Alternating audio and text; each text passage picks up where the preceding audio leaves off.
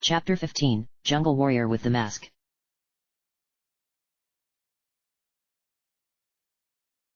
The Legend of Sunset Shimmer, Majora's Mask. By Ganondorf 8. November 11, 2015, written, June 13, 2016, published. Chapter 15, Jungle Warrior with the Mask.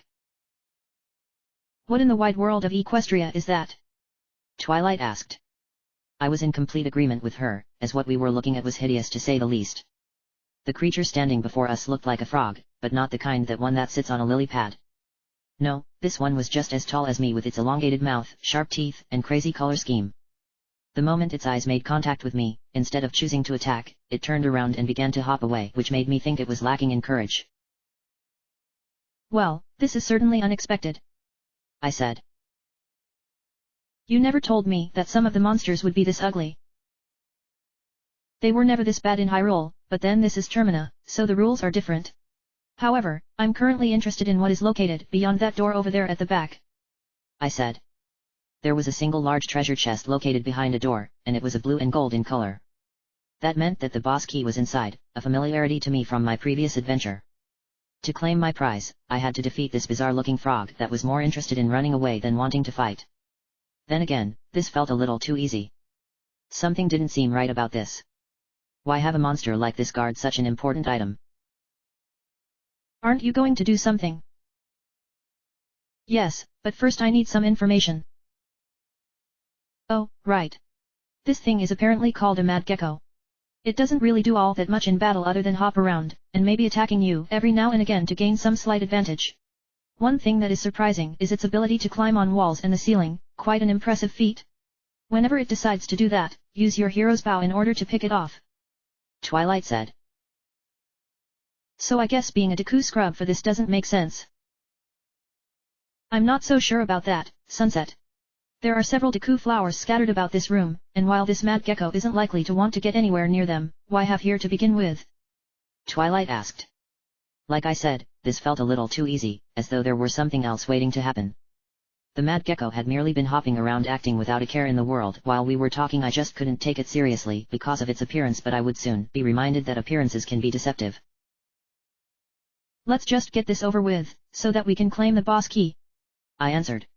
As soon as I walked within range of the mad gecko, it suddenly turned around, and began hopping towards me. Since I could perform a spin attack in this form, it should be enough to inflict some damage. I used the spin attack, striking the mad gecko, knocking it back a few feet. It then started to look around as though it were trying to find something. What's it doing, Twilight? Your guess is as good as mine, but I wouldn't let this odd behavior distract you, Twilight answered.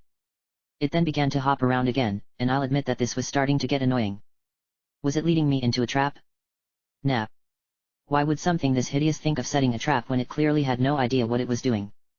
Moving forward again until I got its attention, it turned around and hopped towards me, and I responded in kind by using a spin attack, knocking the mad gecko into the wall. It then fell to the ground and struggled to get back up.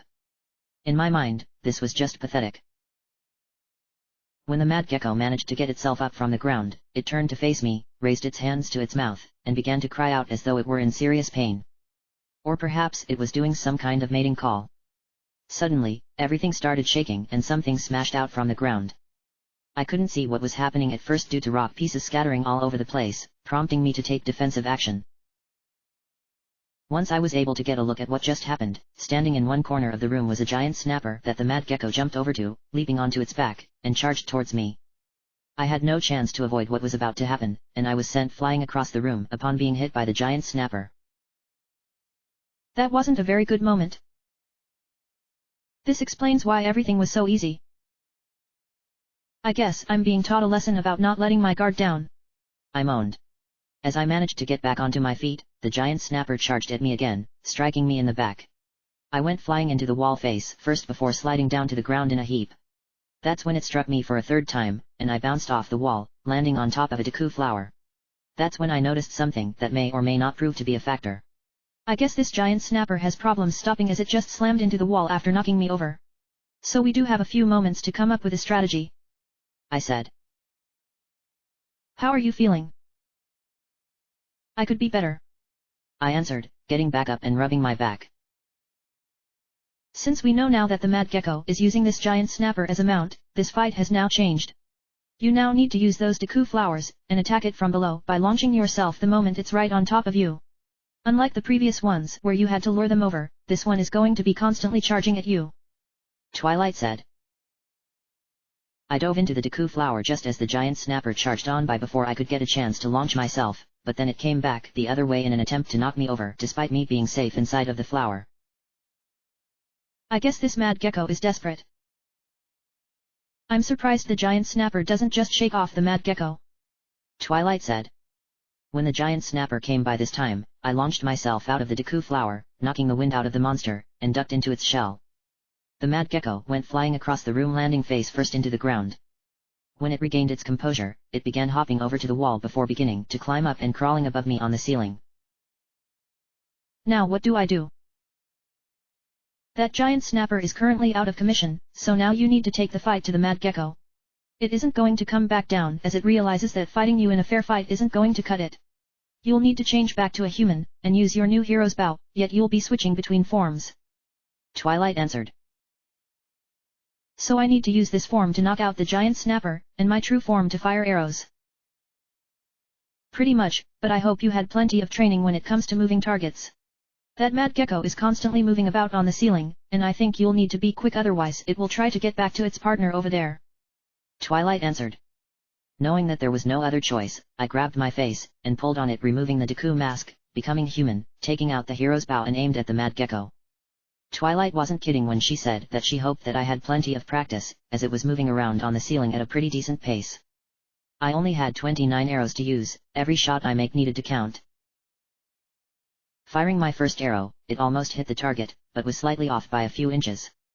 It had been some time since I last used a bow, and now that I think back on it, maybe I should have paired up with either Applejack or Fluttershy during the archery section of the Tri-Cross Relay event during the Friendship Games. My second arrow managed to connect, and the mad gecko dropped down, landing on its back before getting back up and hopped over to the giant snapper. It then jumped onto its back, so now I had to switch back to a Deku scrub to repeat the process. How many hits do you think this will take? I have no idea, so the only option I can think of is to keep going until it's finally had enough. Twilight answered.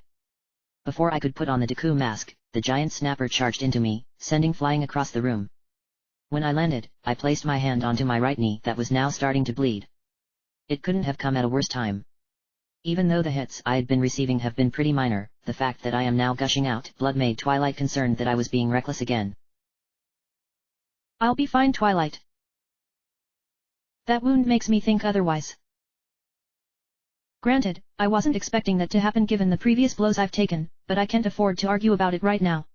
We're trapped in this room until this battle ends, and I've no intention of being defeated by that thing. I said. When I tried getting up, I dropped down onto my left knee, and I knew that my strength was starting to run low. If I took a few more hits, I'd be killed, and without a fairy, it would be a permanent death. You need to do something about that knee. Twilight shouted. I then began to look around for anything that could relieve me, and my answer came in the form of shrubs located around the edge of the room. Why didn't I take notice of these before? I began making my way over to the nearest shrub, but it proved to be difficult, what with my knee giving me some problems. Being struck again by the giant snapper wasn't doing me any favors, apart from sending me right where I wanted. Cutting down the shrub using my sword produced a couple of recovery hearts, so I grabbed them where the blood stopped seeping out of the wound. That will have to do. Better change forms before you get hit again. Twilight said. Putting on my Deku mask, the convulsions started once again, and this time I stumbled about slightly as the magic took effect. Upon screaming, I became a Deku, and just in time as the giant snapper, who had been frozen in time during the transformation, came flying at me. I dodged it by jumping to the left. When it crashed into the wall, I took the opportunity to dive into a nearby Deku flower and waited for the giant snapper to regain its senses. I launched myself when it passed over the flower, knocking it out again, and the mad gecko rolled into the corner. Before I was able to make another move, the sound of a wolf howling began to echo throughout the room. What's that sound? It means we've been in here for about 12 hours. Nightfall has occurred outside. I'm not surprised as I've experienced lengthy dungeon explorations before. Right. You often spent many hours wandering around such places. This temple is small in size, so the time spent here is going to be small compared with future dungeons, I said. My words made Twilight feel worried, but I reassured her that everything would be okay as each dungeon will be tackled at the start of a new 72-hour cycle. I took off the Deku mask before switching over to the hero's bow, as I still had to deal with the mad gecko. Firing 3 arrows, the first 2 missed their mark by mere inches. It felt rather dejecting knowing that I came that close, yet the third shot proved successful, and it fell down before landing on its back. Here we go again, Twilight said, as the mad gecko made its way back to the giant snapper. I was surprised that it didn't decide to pick up speed, as surely it must be even more angry than before, but I won't think long about it. Choosing to run for the wall instead of changing forms, I was hoping the giant snapper would follow me, and sure enough it did, but I did get hit in the back. You really need to work on timing, Twilight said. It's one of the biggest things on my list, I moaned, getting up and putting on the Deku mask. Once I finished my transformation, my body was feeling tired because of changing at such a rapid pace. Twilight, this is really tiring me out. I know sunset, but you need to get used to it. Hopefully, this doesn't become a reoccurring theme, I moaned before diving into a Deku flower and waiting for the giant snapper to come by. It would charge over the flower several times, but after Twilight insisted that I get this over with as the fight had dragged on long enough, I launched myself and knocked the giant snapper out, the mad gecko landing in the middle of the room this time. I could have ended it there and then, but it hopped away too fast for me to catch up with it, so I pulled on my face removing the Deku mask, and again I switched to my hero's bow and aimed upwards. By relaxing and waiting for the right moment, all it took was 1 arrow, which turned out to be the final hit I needed. The mad gecko dropped to the ground like a rock, and the giant snapper shrunk down before disappearing. The mad gecko shrunk down before disappearing in a pile of leaves, and standing in its place was a frog.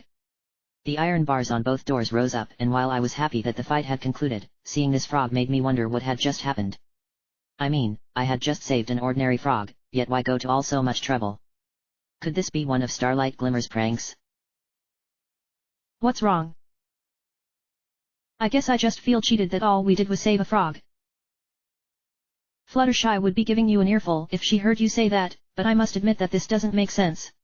There's something strange about this frog. Why change an innocent creature into a monster and command it to protect the boss key? Twilight asked. Maybe this was Starlight's doing. Or Ganondorf. No, it wouldn't be him. While he does have a large assortment of servants to carry out his bidding, he wouldn't use something minor as that would reflect poorly on his ego. I'm leaning more towards Starlight, but I suppose we shouldn't dwell on it since we can now get the boss key, and make our way towards the room with the skull mark, I answered. Don't forget about those remaining stray fairies. How many do I have left?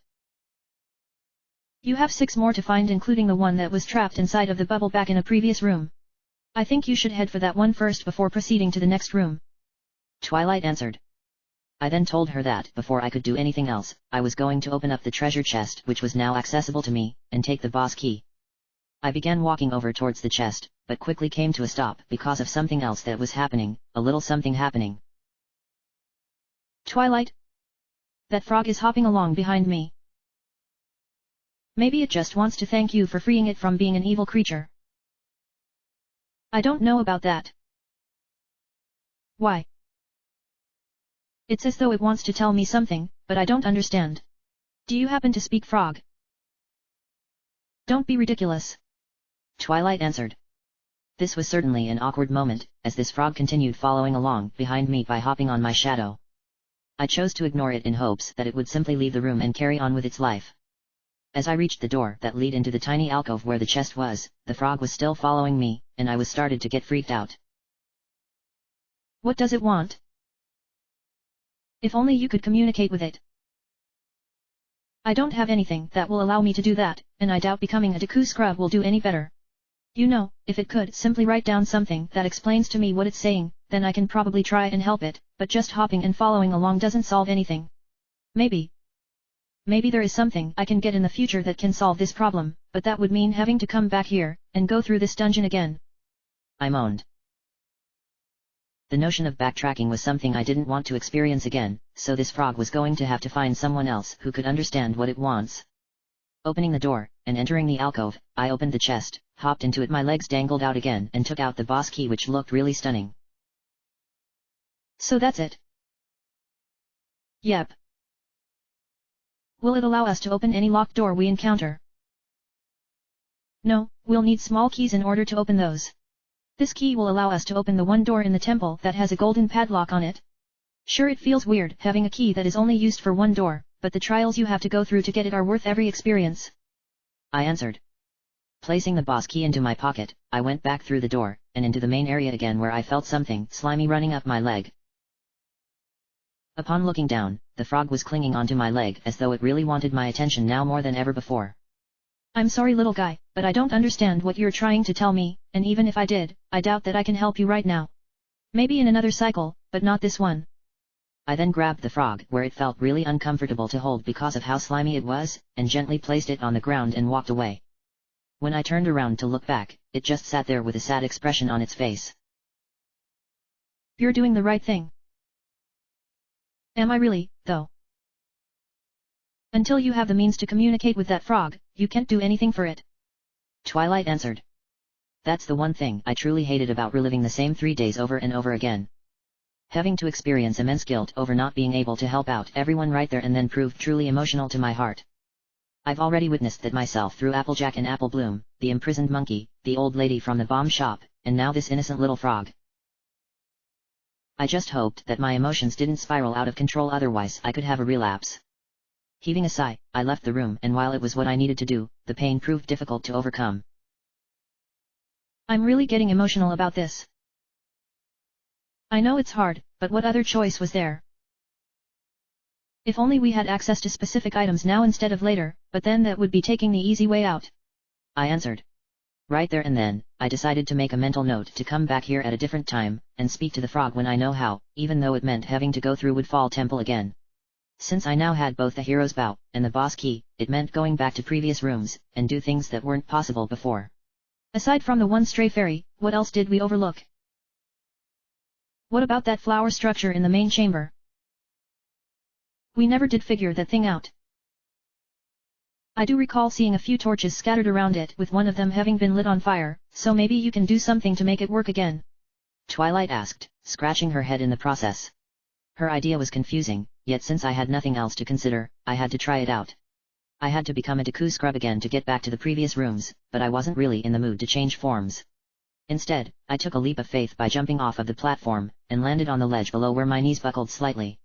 What in the world were you thinking doing a crazy maneuver like that? I'm not in the mood to change. It's about that frog, right? I just don't like the idea of leaving it behind without at least trying to help it. Believe me, Sunset. I want to help that frog just as much as you do, but again there is nothing we can do unless we could somehow magically start talking to it. We can't use our equestrian magic, so our only option is to keep going and come back upon having something that can enable you to communicate without the need of magic. Twilight said. While her words were bitter and made my heart cry out in pain, I knew she was telling the truth, a fact that I had to accept even though I didn't want to. We'll be back. Agreed. Twilight smiled. With my heart still feeling conflicted, I ran towards the edge of the platform, and jumped over the poisonous water before landing in front of the door. Entering the main chamber, I immediately climbed up one of the 2 ladders which had materialized earlier, and soon I was staring at the flower structure again. Okay, there are the torches you mentioned, Twilight. Now that you have the hero's bow, you can shoot an arrow through the flames, and light the torch located in the center of the structure. I don't know what will happen, yet it could prove beneficial. Twilight said. Given the torch was fixated on that spot rather than moving around, this was an easy enough target to hit. I took out the hero's bow and aimed for the torch before letting loose an arrow.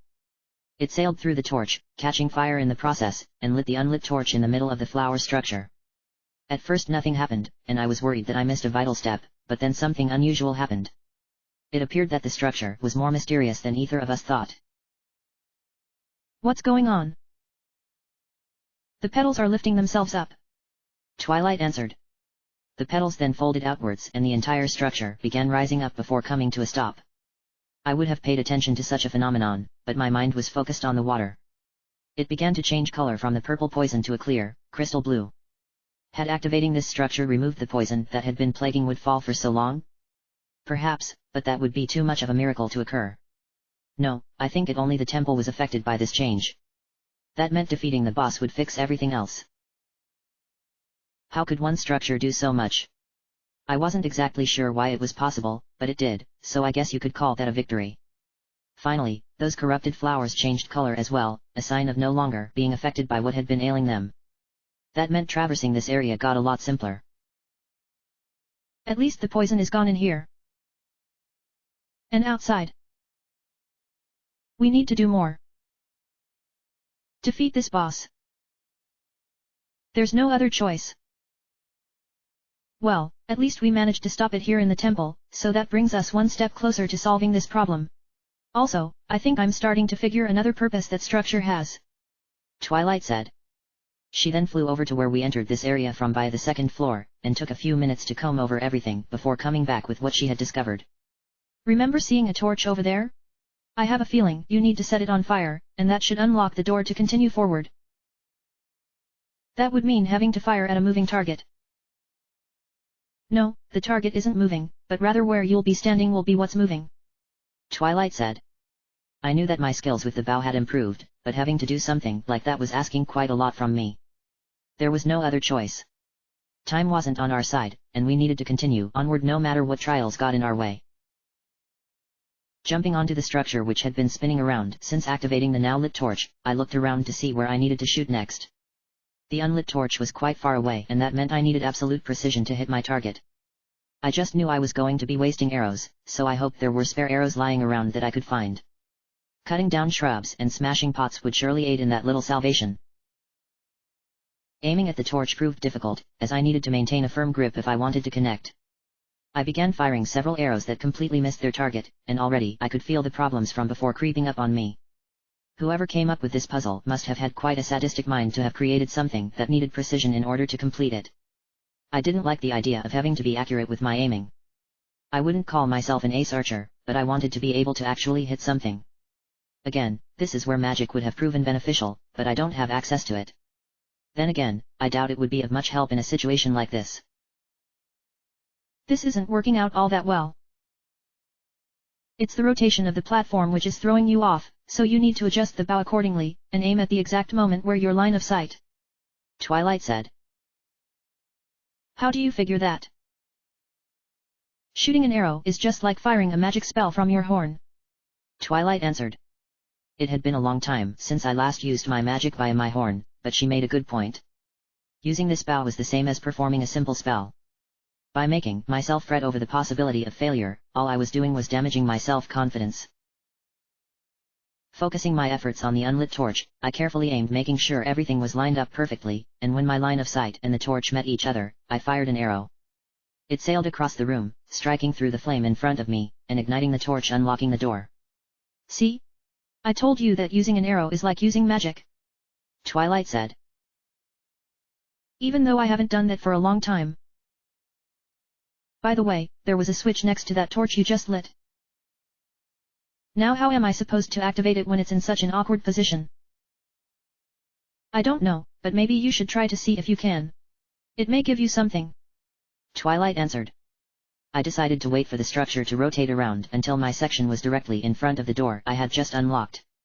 I then jumped off, landed safely on the ledge, and walked left towards the switch. It was situated on an awkwardly shaped platform, and there was no means of reaching it through conventional means. That's when I noticed the Deku flower ahead, prompting me to quickly figure out what needed to be done. Looks like I need to change forms.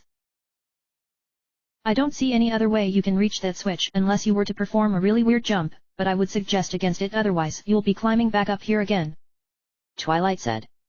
Putting the hero's bow away, I took out the Deku mask before putting it onto my face. This time, I didn't feel any kind of side effects like I had done the previous times I changed. Was I actually getting used to the transition? Maybe, but I couldn't be sure about it. There was much about this transformation magic that confused me, so trying to figure out an answer might not be in my best interests to know right now. Upon finishing my transformation, I dove into the Deku flower before launching myself, and that's when Twilight warned me about something that felt like a dagger to my heart. I had to avoid the torch as Deku can't handle fire, they would burn to a cinder, so I swerved around it before landing on the switch. Pressing it did absolutely nothing, so I turned towards Twilight, a confused look on my face. Okay, I'm confused here. Maybe you're too light. Excuse me. I mean, Deku scrubs are fairly light in weight so they have trouble pushing down on things. You'll need to change back to a human in order to activate the switch. By the way, since we're over here, the only way down is to jump into the water below. Since the poison has dissipated, you can jump without fear of damage. Twilight said. Grabbing on my face, I pulled the Deku mask off, and my increased weight pushed the switch down, producing a small treasure chest located back where we first entered this room initially. Guess we have to backtrack. Don't forget about the room that had the stray fairy we skipped over. I have a feeling you can free it by bursting the bubble by using a well-aimed arrow. Twilight said. I think we'll take care of that one first, otherwise I'm likely to forget about it. I said, jumping down from and splashing down into the water below. The water was definitely pure as I was suffering no poisonous effects, but I wasn't about to wait around here to see what could go wrong. I swam over to the former locked door, climbed out, and entered the next room where the water had been purified as well. I guess every room in the temple that had been affected by poison have been cured, but then I'm not happy about it. Why? When we reset time, all of this progress will be undone. Yes, I hadn't taken that to account. It makes you wonder why we're even doing this? Ultimately, our progress isn't going to matter in the end. Maybe, but perhaps there's more that we don't know about yet. This resetting shtick is wearing rather thin. An unfortunate reality when you consider we've been reliving the same 3 days now quite a few times. No wonder Termina is such a miserable world to live in. There is so much that borders on being beyond hope, yet somehow we've managed to prevent things from completely spiraling out of control. Sometimes, I wonder if I'm doing the right thing. You just have to listen to your heart. Twilight said. True words had never been spoken, but I knew this was something I would need to figure out on my own. Not even my friend and mentor can show me the answer. The stray fairy trapped inside of the bubble underwater was much easier for me to spot given the water was clear as opposed to the poisonous water that made things murky. Even if I were to free it from its prison, it would just float there and most likely drown. That's when I remembered that I could bring it towards me by using the Great Fairy's mask. Pulling it out from my pouch, I was about to put it on when I realized that I should free the fairy first. I don't think I can aim while wearing a mask on my face. Firing an arrow, I managed to pop the bubble with one shot, and I quickly put the mask on. The stray fairy immediately floated over to me before entering my body, so that meant only 5 more of them remained. I never really complained whenever one of those fairies did that. I could appreciate them thinking my body was a safe haven, but I didn't know if there would be any long-term side effects. Once the fairy was safe, I took off the Great Fairy's mask, and decided to take another look at it. I loved the shimmering hair this mask had, as it reminded me of my own hair to an extent, but I eventually put it away as I needed to focus on getting through the rest of the temple. I guessed that the time outside was about 9 o'clock p.m., so while there was still plenty of time, I did need to pick up the pace in case there were other things I needed to do before resetting time. Upon going back into the previous room, I ran up the ramp to the chest that had materialized, and opened it up revealing another stray fairy. That was convenient. Good thing you activated the switch. Now only 4 fairies remain, and they must all be in the one room we haven't explored yet. You could jump across to the other side using the structure, or you could use those ladders over there that materialized by activating the switch earlier. Either path will eventually take us to the same general location. Twilight said. Since I had no confidence when it came to rotating platforms given what I just experienced with firing arrows, I jumped into the water which had become purified, and swam over to the platform that housed the ladders. As I swam across, I began to think about what I had been through so far on this journey. Much like it had been with Hyrule, I struggled to get myself going, but at least I was now confident kind of with using weapons. I still needed more practice to wield them without accidentally throwing them somewhere, but I was better off than I was last time. Once I reached the platform, I got out, climbed up the ladder, and ran around until I reached the now unlocked door. You would think this could have been simpler had I chosen to use the flower structure, thus saving maybe a few seconds at the most, but I went with the choice that made me the most comfortable. Shrugging my shoulders over going with the easier choice, I entered the next room that had a lot of different things that needed to be resolved. What kind of room is this? It's certainly voluminous if that's what you're thinking.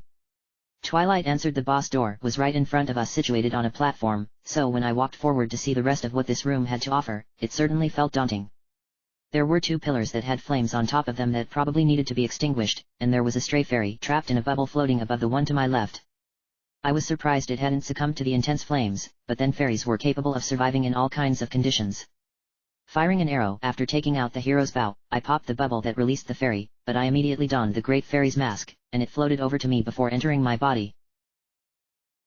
3 more left, but where could they be? You might want to look down. Why? It will give you an idea of what you need to do in this room.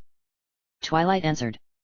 Walking to the edge of the ledge, I could see the entirety of the room that comprised of several platforms with deku flowers on them, and one had a crystal switch. I've not seen one of those for a long time, and I remembered how those worked when activated. They allow for further progress, but the effect doesn't last very long, so you need to hurry unless you want to get caught because of not being fast enough. I jumped down without taking into consideration how deep the room was, and I landed on a small raised platform below, my legs buckling in the process. Twilight then scolded me for not using the nearby ladder that was by the wall. I told you to look down, Sunset. I know. At least you can now see where the remaining stray fairies are. That begs the question as to what you'll do once you've gotten all 15 of them. Will you take them back to the fountain before facing the master of this temple, or will you overcome whatever lurks behind that door, and then proceed to the fountain afterwards? Twilight asked. This was actually a very good question, and one that I hadn't thought about until she mentioned it. Getting the gift from a dojo could be very helpful when dealing with the boss, but then that could prove problematic, as I'd need to do a lot of backtracking. After spending a few minutes thinking about what to do next, I decided that I would wait until after the temple had been restored before paying a dojo a visit. I had a feeling you were going to take that route, Sunset, and it probably had to do with the backtracking, right? Twilight asked. Have you been reading my mind? No, but it was obvious given you've complained about it. Believe me, backtracking can get really bad, especially when you're in a race against time. I'll take your word for it. Once you've saved the remaining fairies, you should deal with those dragonflies I saw flying around near those flaming pillars. You could have dealt with them before dropping down here, so now you'll need to take care of them to continue onward. Twilight said. Upon realizing that I did see 2 of them as we entered, I slapped my forehead, a reminder of how my impatience had gotten the best of me. It looks like you'll need to become a deku to get through most of the puzzles in this room. Twilight said. I figured as much when I saw the deku flower below my feet. I sighed, switching out the hero's bow for the deku mask. It's not that I don't enjoy changing forms, but it was starting to become a little taxing, especially since my body undergoes a complete DNA change. I shrink down in size, and lose a lot of weight. Not that losing weight was a bad thing, mind you. Once I had become a deku scrub, I turned around, and saw just what I had to do in order to rescue the remaining stray fairies. I wasn't looking forward to it, seeing as they were situated in small alcoves that most likely couldn't be reached without using deku flowers, so I sighed, and dove into the one by my feet in what can be considered the start of a real annoying experience. Who would have guessed that something as large as this had been hidden below the surface? This world certainly does have a lot of mystery surrounding it, but why did you want to come back here after we discovered her location? I didn't think you were that interested in some ancient building, but then you do possess a strong desire to acquire more knowledge even if you don't have any real use for it. Knowledge is what I strive for. The more of it I have, the more I can apply what I learn to all kinds of situations. My only interest is power. Not surprising given your background, but that is a worthy goal, yet your methods can be best described as uncouth. I can understand doing whatever it takes to acquire power, especially if you don't want anyone else to get it, but going to such extremes. I can't really appreciate such a commitment. Are you suggesting that I tone it down? You've already experienced a number of setbacks because of your desire, so you tell me the answer. Maybe I have been going about it the wrong way, but I've always been this way ever since she was a young filly. She always strived to become the best unicorn because of being neglected by her family. They never appreciated her talents, so she wanted to prove herself worthy by becoming strong, and one day achieve her ultimate goal, to become an alicorn. You could say that I came into existence through her desire for wanting power. Without that determination to drive her forward, she would have remained a weak little child. That explains why you're the way you are. What does that mean? You are essentially what she used to be, yet you continue to exist because death was something that you wouldn't allow yourself to succumb to. You're like a ghost. You exist resulting from a desire that keeps you going, and nothing will stand in the way of you wanting to achieve it. Until this goal has been fulfilled, you can never rest no matter what, and while it does sound like a morbid existence, it's something that you have no qualms about. No wonder I've grown to like you, as you've been explaining things in a way that makes me understand myself a lot better. We're both in a similar situation, yet our reasons for coming into existence are different, as is our goals which we strive for. You desire power and wanting to assume her life because you believe yourself to be the real her. I on the other hand, desire knowledge, as I want to understand everything, and I believe myself to be worthy of knowing every last possibility that exists out there. Am I the real Sunset Shimmer, though? You are part of her, the dark half, but still part of her. So that makes me the real Sunset Shimmer. In a certain way, it does. That makes no sense. Confusing, isn't it? I'll say. You're both halves of the same whole, and you wish to become the complete form. That is why you were so adamant about killing her, yet you became blinded by this, and taken advantage of. Quite the sad thing, really, as you got reduced to the role of slave, but now that you've been given a better understanding of the world, everything is different than before. Take our reason for being here as a good example of this. We could go after my significant other at any time, but in truth those undead creatures will not yield, so there is no point in dealing with them. As such, focusing on other things in order to strengthen your resolve becomes beneficial. Like what? Becoming stronger by absorbing the magic of others. Still can't believe I can do that. If she is capable of such a feat, then so are you. Now, tell me the reason why we're here. Your significant other was the one who raised this temple from the depths, and I can faintly sense equestrian magic coming from within, so it's safe to assume that she is inside right now. We're not going to attack her or anything like that. Instead, we'll just observe how the temple rose up in the first place, and perhaps learn something about the local magic. Those strange plant-like creatures possess magic. It's not as powerful and potent as what we're capable of, but there is something special about it which could prove valuable.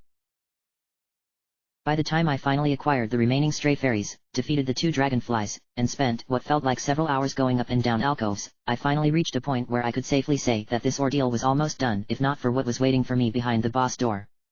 Its ever-growing presence reminded me that a fierce battle was coming up, and it was something Twilight has never experienced before. I mean, she's faced all kinds of monsters back in Equestria, yet those were nothing compared to what exists in this strange land.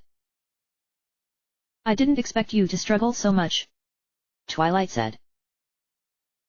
Those stray fairies were located in such horrible places, you knew I was going to complain. I moaned. At least you rescued them all. So where do we go from here? You'll need to activate that crystal switch on the far side of the room. If what you described about them to me earlier when I asked is correct, it will cause the flames on these pillars to disappear for a few moments. That should be enough time to make it across to where that Deku flower is. I don't need to say what will happen should the effects of the switch wear off, right? Asked Twilight. I shook my head back and forth several times, an indication that I knew the risks. Forming a bubble in my mouth, and aiming carefully towards my target, I fired it at the switch, barely striking it. The flames disappeared before a ticking sound started to ring out. What's with the ticking, Sunset? You don't want to know, Twilight. I answered. I dove down into the Deku flower beneath me, and launched myself over quickly as I didn't want to be caught should the flames return sooner than expected. When I reached the other side, the flames reappeared, and while Twilight insisted on knowing, all I said was the ticking places a lot of pressure on you. As soon as I regained my composure now that the danger had passed, all that remained was reaching the boss door, yet there were 2 Skulltulas blocking either side of it. For a last line of defense, I would have expected something a bit more menacing. I needed to land in between them, otherwise I'll be on a one-way ticket back down to the area below, and that meant having to make my way back here again. I had to take the chance. There was no other choice, otherwise I'd never get anywhere. I dove into the Deku flower, launching myself and flying across, making sure not to stray from my flight path, as those Skulltula must remain where they are. Luckily for me, my flying skills had gotten better, and I managed to squeeze through without drawing either one's attention. When I landed in front of the door, I pulled on my face, removing the Deku mask, and changed back to normal. Twilight then felt something coming from the other side of the door. A great evil was waiting, and she was concerned that I wasn't ready to face it. I'm not sure if you're ready. What other choice is there? You could practice a little before going in? Maybe, go through the temple again just to gain some extra experience. I've faced situations like this plenty of times, Twilight, and this is no different other than the atmosphere. I know that I'm not ready either, as not having done this for a while does make me feel concerned, but we have to go through with it, otherwise nothing will be resolved. We need to change things back to the way they were, as it's not meant to look like this, and the only way to do this is unravel the mystery behind this game. I answered. Yes, you're right, Sunset. I do wish that I had a fairy who could revive me were I to die. What about me? You don't have the ability to revive those who have fallen in battle. No, your ability is to guide me through this journey by providing all kinds of information that I don't know about. I know it may not seem like much and doesn't help our current situation, but I need that intellect you have, and you need my courage. I answered. Shall we go in? Might as well. I answered. Taking out the boss key that I picked up a while back, I inserted it into the lock and it tumbled to the ground, unlocking the large door. I opened it and it led us into a fairly large chamber that had a unique presence about it. There were murals on the walls, but I didn't know what they represented. Some of them looked creepy, like they were staring directly at me. There were 5 deku flowers strewn about on the floor, but aside from this, there was nothing unusual apart from those murals. Pretty quiet in here, don't you think, Twilight? I asked. Too much if you want my opinion, Sunset, but I think becoming a deku scrub is going to be important, otherwise those deku flowers serve no real purpose other than being bizarre decor. What I don't understand is where this supposed boss you kept on mentioning is. I'm not sensing anything in this room, so maybe we don't have to deal with anything. Twilight answered. No, something is here, as it wouldn't be this easy. Where do you suppose our mystery boss even is? The only direction I can think of is right above us.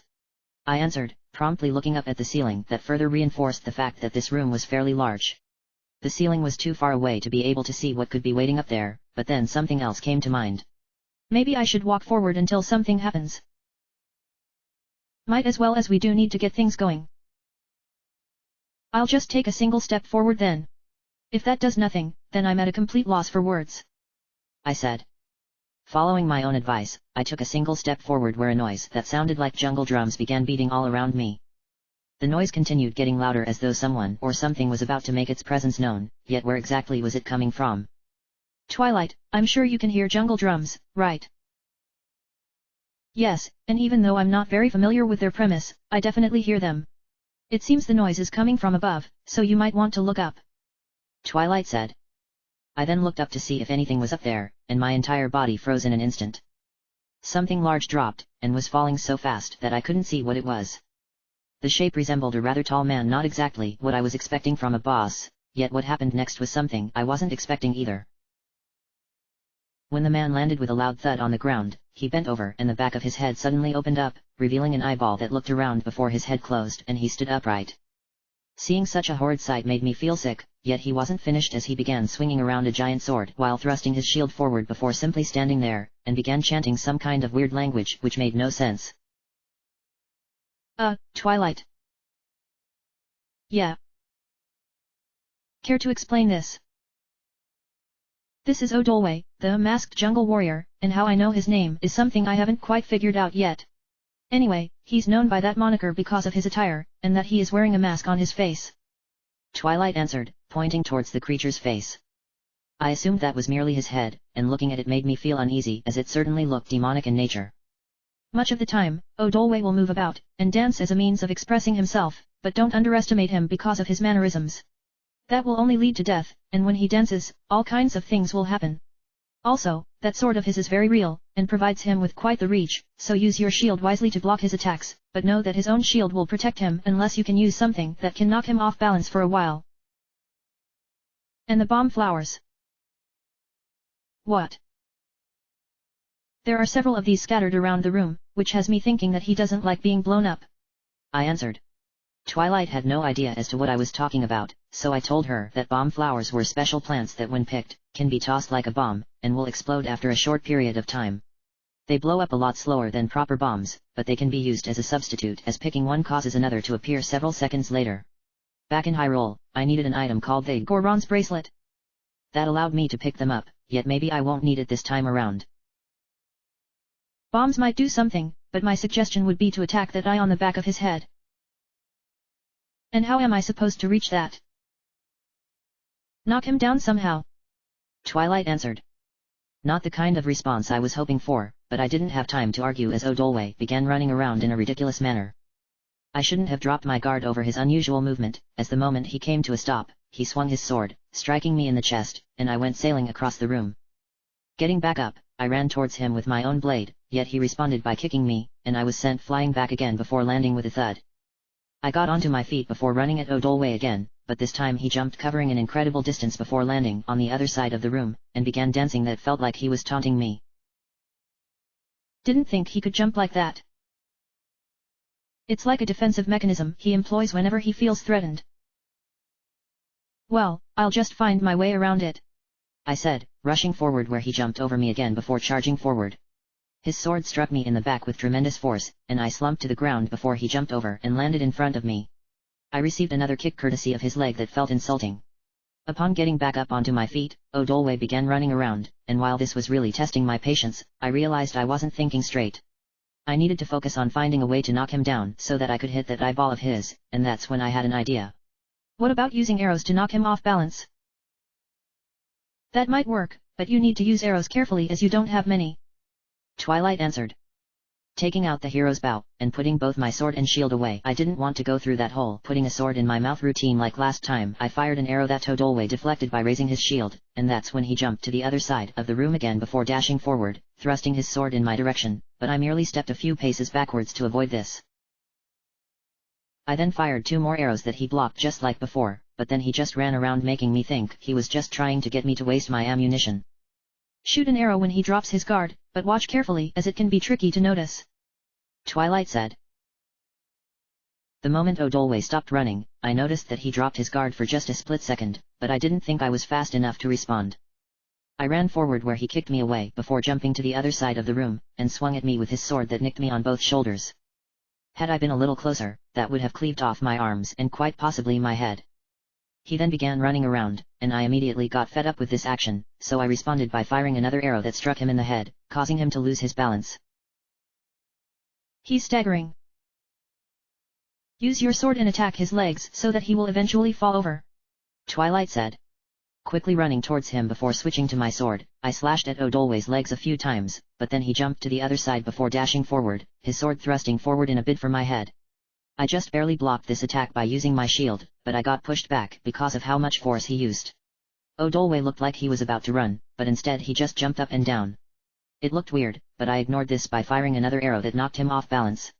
I then attacked his legs again where after a few moments, his entire body collapsed to the ground, and the eyeball on his head became exposed.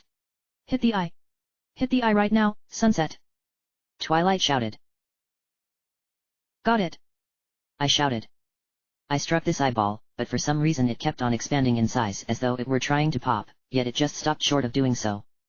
Eventually, the eye closed that prompted Odolwe to get to his feet, and he jumped once again. It got annoying by that point, but when he landed, he began jumping up and down in a violent manner, and I wondered what he was planning. Watch out for falling rocks. Hey, I asked, looking up and seeing boulders falling down, and shattering into pieces upon hitting the ground. Some of them hit me, and while the damage was minimal, it was building up, so now I've got to be more careful unless I can recover some health. I noticed at this point that Odolwe constantly kept on chanting his strange language, and despite how annoying it was, there was something magical about it that made me feel impressed. I shouldn't have praised him as I was fighting for my life, and I needed to stop that rock shower. Firing another arrow caused him to lose his balance that, in turn, stopped the rocks, so I ran over and struck his legs, yet he would eventually jump to the overside where something different happened. Twilight? What is he doing now? It looks like he's calling something from above, Twilight answered. Odolwe danced in place, yet his body movements suggested that he was intentionally hoping for whatever was up on the ceiling to come down. Was he afraid that I was prevailing against him despite having been kicked around, or was there more to his plan than what could be seen? I would soon get my answer several seconds later when a series of bugs dropped down from the ceiling before landing on the ground and proceeded to scuttle about. I'm personally not afraid of bugs no matter how many of them had been summoned, yet Twilight appeared to have some kind of fear. Sunset, those bugs are huge. You must get rid of them, quickly. I'm sure they're not that bad. Their aim is to get in your way as you'll be too distracted by focusing on Odolwe to even notice them. Don't think this is going to be a one-time thing. I have a hunch that he plans on calling more of them down here should he feel the need to. Be prepared, Sunset, as who knows what else he is going to do, Twilight said. Sure enough, the bugs immediately proved themselves to be distracting almost instantly, so I needed to get rid of them before I lost control of the fight. Using my sword to strike each bug as I didn't want to waste any arrows, it didn't take long to clear them from my path. However, I lost my focus on Odolwe, who struck me in my side with his dash attack, and that part of my body began bleeding. He then jumped over to the other side of the room before running about again. Okay, this is getting ridiculous. You're getting weaker. I need hearts. Why not cut down the bushes next to those bomb flowers? Twilight asked. That wasn't a bad idea, but I should have paid more attention to those bugs as some of them dropped hearts, yet I was too busy focusing on Odolwe to have noticed. My opponent began jumping up and down yet again. That caused more rocks to drop from above, so I weaved my way though before cutting down the closest bushes near me, producing one heart that I took. It's better than nothing. Maybe you should change into a Deku scrub. The thought did cross my mind, and there are all those Deku flowers around, but I'll stick with being a human, I said. Deep down, I kept that idea close at hand in case I did need to change forms. Odolwe finished bringing rocks down before jumping and landing right behind me, and swung his sword that missed due to me rolling away. I felt a little queasy after coming out of that. It had been a long time since I last did that technique, but I had no time to complain. I had to focus on winning this battle. Odolwe then stood upright with his arms and legs out, and started chanting like he were calling something else. Now, what is he trying to accomplish? I'm not sure, but it's left him wide open for an attack. Twilight answered. That was true, so I ran over and attacked his legs, but after he jumped over to the other side, I felt something attacking me from all sides. Looking down, my body froze due to be surrounded by butterflies, like the ones that were enamored by torches from earlier. Odolwe must have summoned them when he performed his chant, so now I had even more problems to worry about. My immediate concern were the butterflies that slowly began injuring me. Remember those butterflies were attracted to fire? If you can produce some fire of your own, it should distract them and ignore you entirely until you can find a way to get rid of them. Twilight said. And where can I find some? Why not those bomb flowers? Explosions are akin to fire. Twilight answered. I then slapped my forehead. That was the simplest solution to my problem, yet I was completely ignorant about it. I ran over to the nearest bomb flower, picked it up. I must have gotten stronger since my last journey, considering I didn't need the Goron's bracelet, and tossed it as far away from me as possible. The butterflies swarmed over to it and they were destroyed when it exploded. That was one problem solved, but there was still my main issue dancing about before me. I tried going for his legs again, yet he jumped to the other side of the room before I could even unsheath my sword, and when I attempted to fire an arrow, it appeared to sail right through him as though it no longer had any effect. Sunset, I think it's gotten to the point where you need to become a Deku scrub, as why else would all these Deku flowers be in here? Twilight asked. Guess I've no other choice. I answered. Odolwe was acting erratic, so would he even allow me to change forms? I had no choice but to find out, so I put away the hero's bow, took out the Deku mask and immediately put it on my face. During this transition, I paid close attention to his movements to ensure that he wasn't planning on attacking me while I was unable to defend myself. Once the transformation had finished, Odolwe looked bigger than before, but that was due to shrinking slightly. I had to remain as a Deku for the duration of the fight. It did pose a problem as I could no longer attack his legs. My spin attack would merely bounce off of his shield. I knew that I couldn't pick up bomb flowers, so if those butterflies showed up again, there was nothing I could do to stop the swarm unless I performed a quick change. Odolwe, in the meantime, had just been running around, so for the moment he didn't attack, but then an idea sprung into my mind. That eyeball on his head was his obvious weak point, and due to him being too tall, I couldn't reach it unless he got knocked over. That was why I attacked his legs, but since that wasn't an option, I needed another approach. That's when an idea came to mind.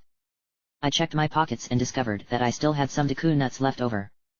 Cutting those shrubs should give me some more, but hopefully it wouldn't come to that. If I was to hit that eyeball, I had to attack from above instead of below. Are you thinking of flying? I am. Do you have enough Deku nuts? I think so. You haven't used any since entering the temple as far as I'm aware, but I suggest cutting down other shrubs to pick some up before you attack. Twilight said. One good thing about being a Deku was that my spin attack made me faster. All that spinning did make me feel sick, so I could easily avoid Odolwe. Cutting down several shrubs as I spun around the perimeter of the room, I managed to pick up about 4 Deku nuts, so I needed to make each one count. Diving into the closest Deku flower, I launched myself, flew over to Odolwe. He was just standing there as though he had no idea what was happening, and dropped a nut on top of his head. It made a blinding flash that reacted to his eyeball, and it was enough to cause him to topple over. The instant he crumpled onto the ground, I landed behind him and rushed around to the other side. Is his eyeball exposed? It is, so you should be able to damage him by spinning rapidly. Twilight answered. I began spinning into the eyeball, causing damage, but it wasn't enough as Odolwe jumped to the other side of the room before summoning more bugs from above. Spin into those bugs as fast as possible, otherwise they'll only serve as a distraction. Also, while you're spinning, make sure you don't run into Odolwe or he runs into you. Twilight said. I took her advice and began attacking the bugs, but I should have paid more attention to Odolwe. He suddenly began spinning around via crouching, and was somehow able to move towards me, catching me off guard. His sword struck me several times in a row as he continued spinning, and I was sent flying upon his final hit, smacking into the wall. Ow! Are you alright? That came out of nowhere. Odolwe is struggling to keep upright, so maybe he's getting exhausted. Guess we're both at the ends of our limits. Don't you usually pony up at around this point given how much damage you've taken? I remember what you told me when you transformed into your half-pony, stayed in this kind of environment. It was difficult to control and it made you act irrationally, but you were able to use it to achieve victory. Twilight said. I got over that, but I don't think I can pony up like this, and even if I could, it usually takes a heavy toll on me. My body needs to be barely conscious for that particular change to happen. No, I'm not going to rely on it. Using that means I've failed to rely on my own skills that don't require the use of equestrian magic. Besides, I don't even know if it will work given how Termina already prevents my regular magic from working. I said. Good point. Twilight said. After picking myself up from the floor, I turned around to face Odolwe, who began dancing around. He brought down more boulders, yet not as many that indicated that he was getting tired, so the time to strike was at hand. Well, it would have been had he not decided to use his own spin attack. While I managed to put up my shield, it didn't prevent me from taking some serious damage, leaving me barely able to stand. Knowing that I had to dive into a Deku flower, I took a gamble by running towards the one in the center of the room, yet this caused Odolwe to spin around yet again, but I managed to dive in just in time. That's when he summoned more bugs from the ceiling, but he only managed to call down 3 of them. Either he had run out of them or he was so exhausted, he couldn't concentrate very well. I launched myself into the air, and flew straight towards him, dropping a Deku nut on top of his head once again.